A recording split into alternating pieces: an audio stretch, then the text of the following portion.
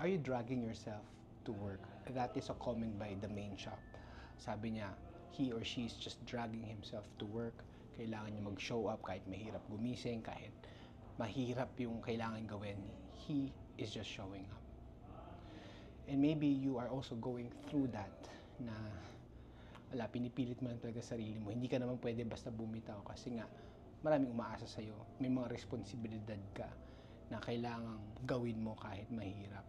Siguro what you can do is, if you feel like you are dragging yourself to work, assess mo sarili mo.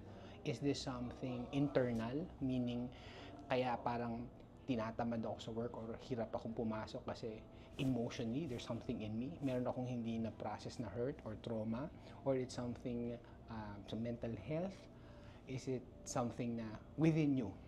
Kung hindi internal, pwedeng external.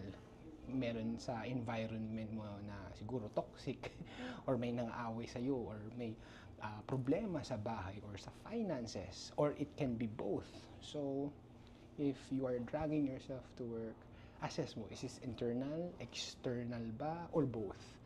I pray that whatever you are going through, that there will be joy in what you do, that bumalik yung passion mo in doing your work kahit mahirap. And hindi ko alam it can be maybe talagang malapit na matapos yung season mo sa work na yan.